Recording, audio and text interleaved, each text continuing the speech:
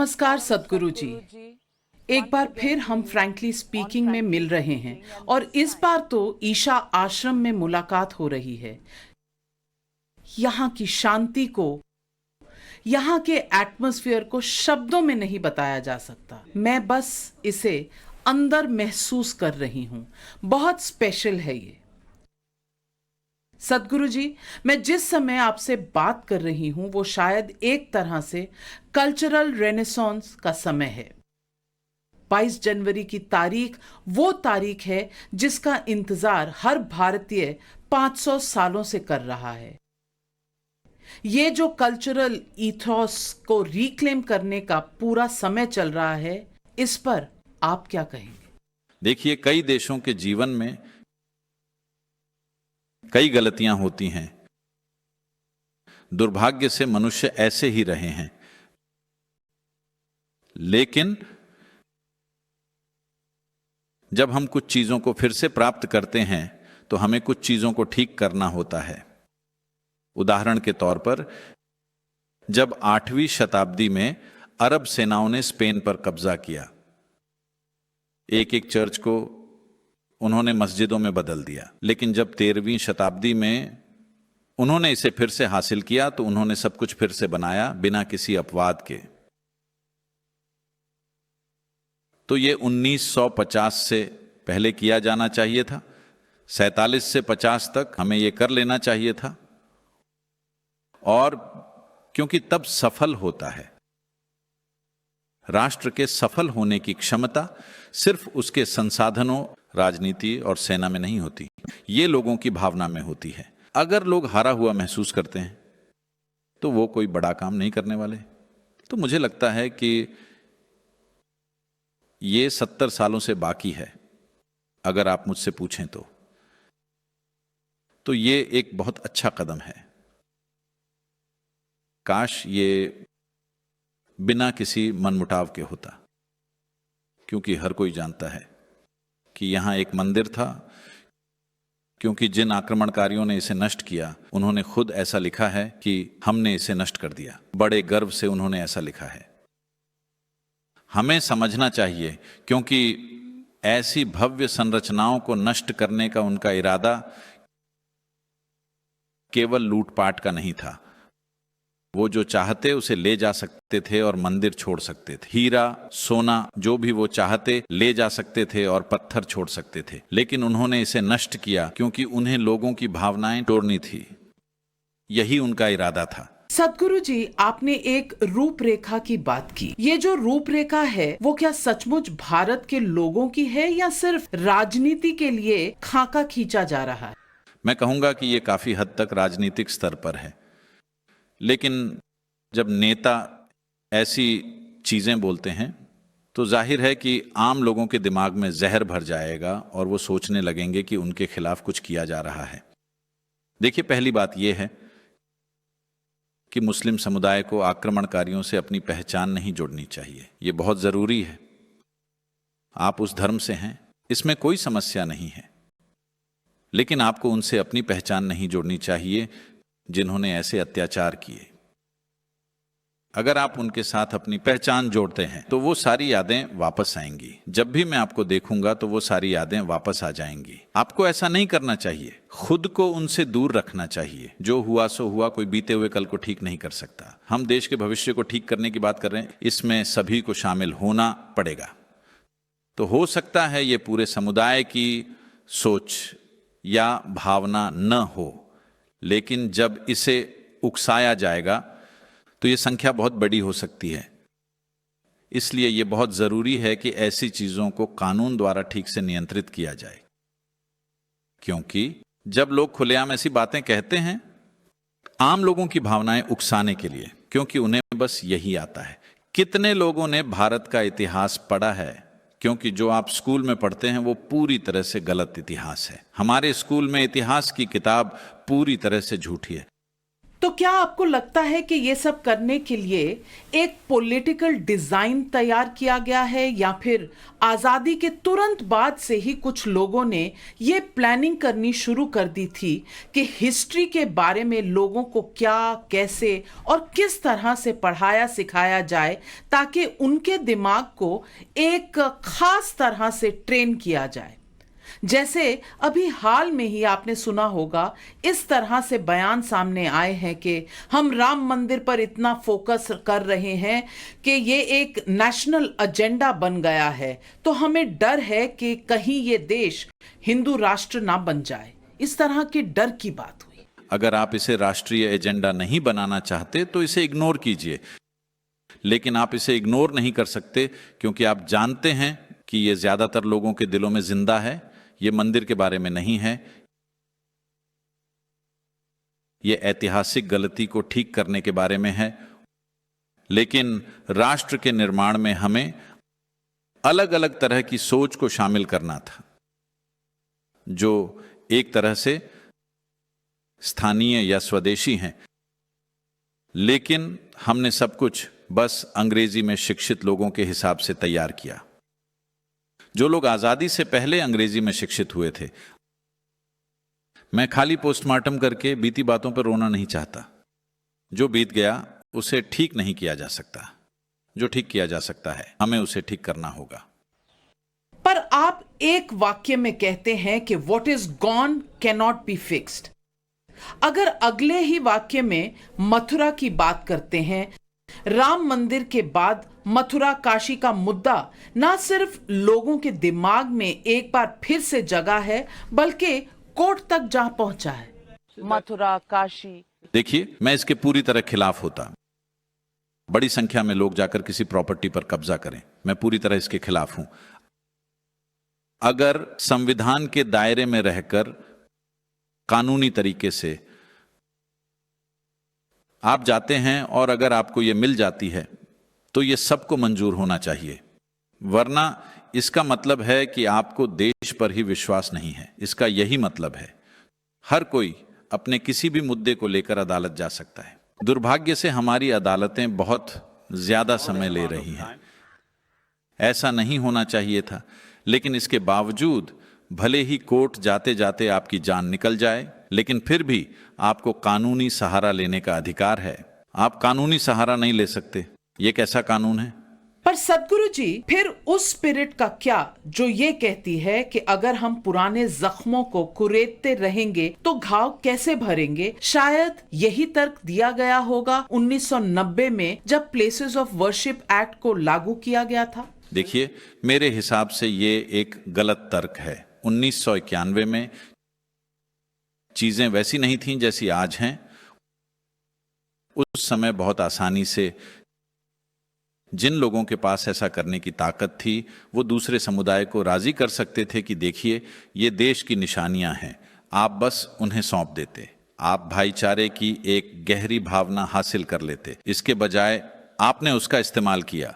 आज जब लोग इस बहस में फंसे हैं कि 22 जनवरी के लिए किसे इनवाइट किया गया है, किसे नहीं किया गया है, अगर निमंत्रण दिया गया है तो क्यों दिया गया है, सरकार कौन होती है उन्हें इनवाइट करने वाली, क्या ये सरकारी फेस्टिवल है, संविधान के खिलाफ नहीं है ये क्या, सेक्युलर देश होने की परिभाषा का क्या होगा, तमाम सवाल उठ रहे हैं। देखिए, मैं आपको बता दूं कि मुझे निमंत्रण आया है, ये भारत सरकार की ओर से नहीं आया, ये राम जन्मभूमि ट्रस्ट की तरफ से आया है। तो मैं बहुत आभारी हूं कि उन्होंने मुझे आमंत्रित किया, लेकिन दुर्भाग्य से मेरा शेड्यूल ऐसा है कि मैं उस समय देश में नहीं हूं, क्योंकि मेरा शेड्यूल समय से 6 से 8 महीने पहले तय किया जाता है। ये बहुत बाद में आया, इसलिए मैं उस दिन वहां नहीं रहूंगा। लेकिन वहां से निमंत्रण आना, आपको समझना होगा कि इस पूरे आंदोलन को किसी महान नेता ने नहीं संभाला था। किसी समय पर शायद कुछ नेता इसमें शामिल थे, बाकी समय इसे 500 सालों से आम लोगों ने संभाला है। आप उनकी दृढ़ता को देखिए, उनकी भावना और धैर्य को देखिए। 500 सालों तक आप एक उद्देश्य लेकर चलते रहे। दुनिया में कितने लोगों ने ऐसा किया है? 500 साल। ये अविश्वसनीय है और ये सब आम लोगों ने किया है। जो लोग केस दायर करते हैं, आप उनका बैकग्राउंड देखिए। मैं तब से 18वीं 19वीं सदी के बाद से कह रहा हूं, आप देखिए किस तरह के लोग केस दायर करते हैं, सरल सामान्य लोग। और आज भी ऐसा ही है। ट्रस्ट में जो लोग हैं, जरा उनसे मिलिए, वो बहुत सामान्य लोग हैं। और ये अद्भुत है कि वो ऐसा करने में कामयाब रहे। उन्होंने मुझे आमंत्रित किया और मुझे पता है मुझे किसने आमंत्रित किया। सरकार ने मुझे आमंत्रित नहीं किया है, न तो भारत सरकार ने ही यूपी सरकार ने, लेकिन उसके इर्द गिर्द व्यवस्था तो सरकार को ही करनी है। और कौन करेगा? हम यहाँ महाशिवरात्रि का आयोजन करते हैं, सरकार भले ही जो भी हो, लेकिन सारी व्यवस्थाएं, पुलिस, ये वो, फायर ब्रिगेड और जो भी जरूरत होती है वो सब भेजते हैं। इसी तरह हर जगह ऐसा करने की जरूरत होती है। जहां भी लोग इकट्ठा होते हैं वहां जरूरी चीजें उपलब्ध कराना सरकार का काम है। तो जो लोग ये सवाल उठाते हैं कि देश का सेक्युलर नेचर बदला जा रहा है, आप उन लोगों को क्या जवाब देना चाहते हैं? मुझे लगता है कि आपको उन्हें $1 बिल दिखाना चाहिए। उसमें लिखा रहता है हमें गॉड पर भरोसा है, डॉलर बिल पर। आपको क्या लगता है वो शिव या राम या कृष्ण के बारे में बात कर रहे हैं? वो अपने गॉड की बात कर रहे हैं जिन पर उन्हें विश्वास है। तो ये सेक्युलर नहीं है, ऐसा नहीं कहा जाता। आप इंग्लैंड में किसी भी बड़े कार्यक्रम में जाइए, पादरी के बिना आप कार्यक्रम शुरू नहीं कर सकते। यही बात अमेरिकी राष्ट्रपति के शपथ के दौरान भी लागू होती है। पादरी के बिना ये नहीं होगा, सभी इसमें शामिल होते हैं। दिक्कत क्या है? सेक्युलर का मतलब सभी धर्मों को खत्म करना नहीं है। सेक्युलर का मतलब नास्तिक होना नहीं है। सेक्युलर का मतलब है हर धर्म को भाग लेने का समान अधिकार है। लेकिन निश्चित रूप से हम एक सेक्युलर देश नहीं है, क्योंकि हमारे मंदिर भी हमारे हाथ में नहीं है। सरकार हमारे मंदिर को चला रही है। फिर हम सेक्युलर राष्ट्र कैसे हुए? हम सेक्युलर राष्ट्र नहीं है मेरे हिसाब से। तो अपने धर्म के लिए जो लोगों के मन में भव्यता होनी चाहिए थी, जो गर्व लोगों के मन में होना चाहिए था, वो कहीं खो गया था। आपको लगता है कि अब हम समय के उस पड़ाव पर आ गए हैं जहां पुरानी गलतियां सुधारी जा रही हैं?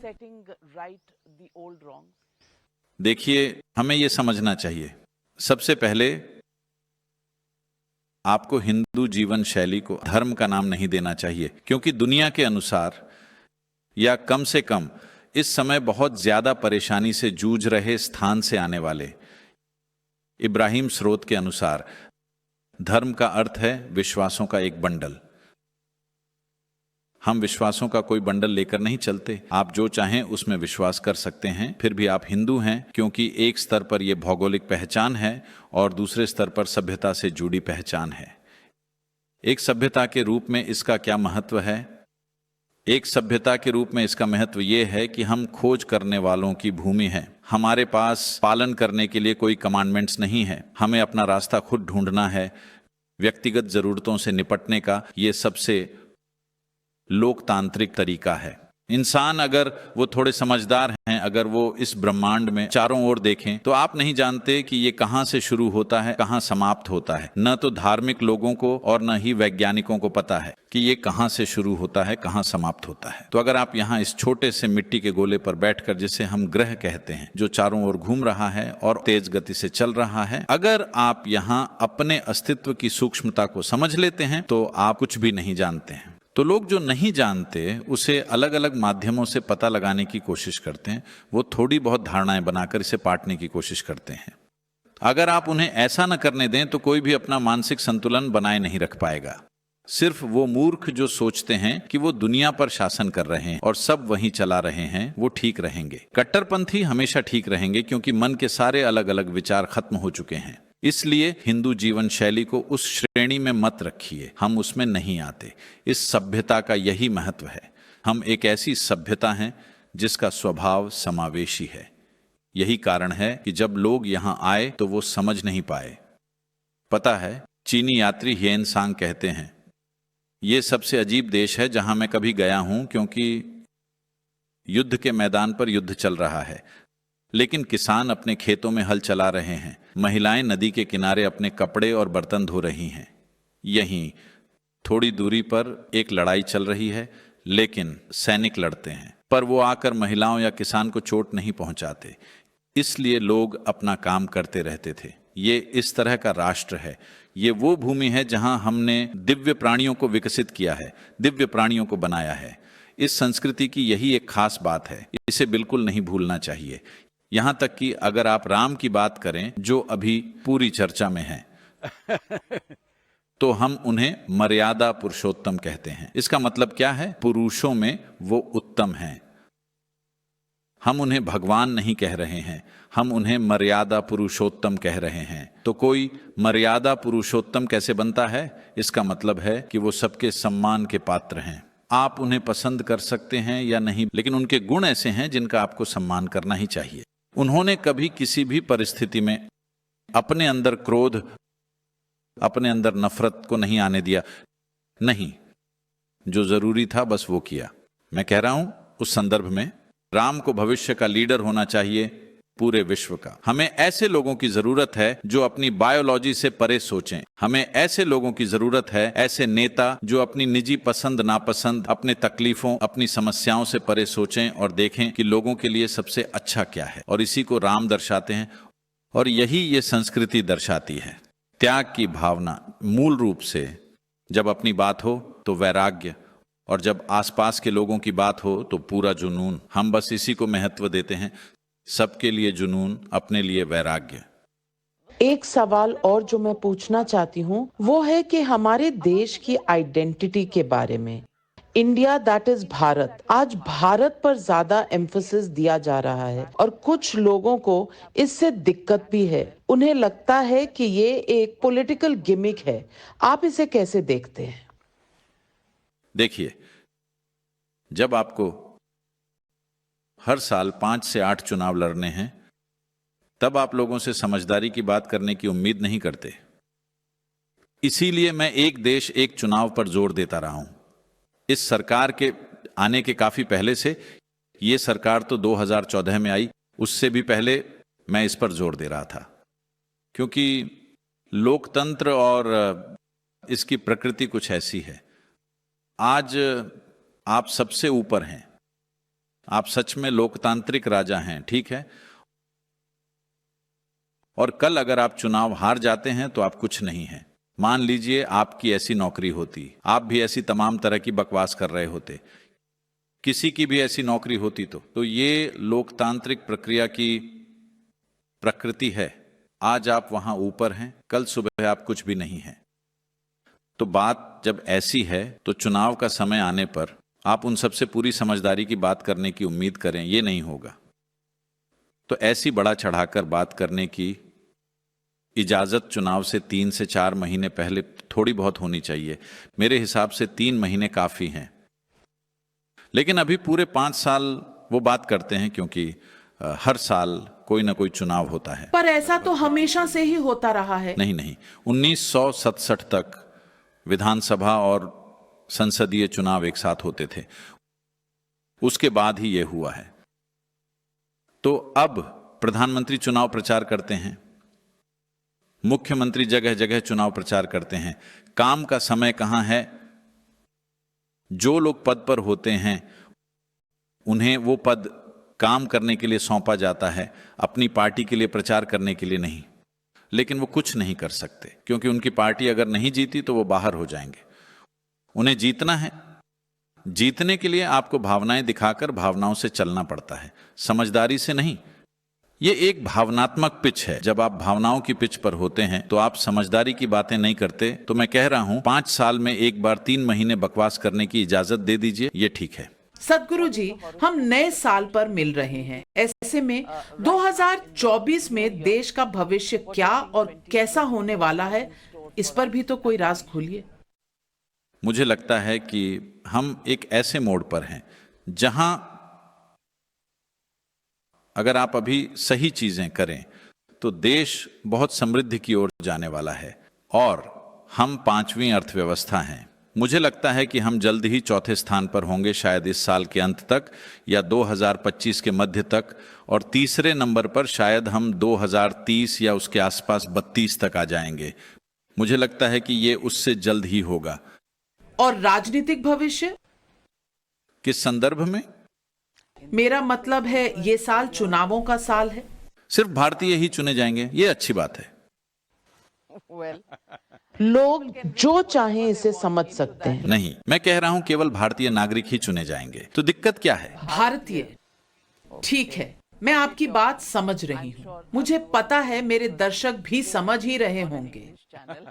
देखिए, हम कोई अंग्रेजी राष्ट्र नहीं है, लेकिन हम पर अंग्रेजों का शासन था।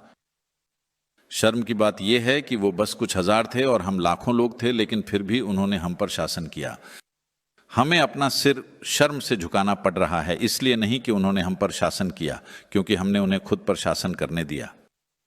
शर्म की बात तो है, हमें अपना सिर झुकाना होगा, हम उस पर कुछ और नहीं कह सकते। जरूरी चीज ये है कि ये धरती की सबसे पुरानी और जीवित सभ्यता है, वो भी लगभग उसी रूप में।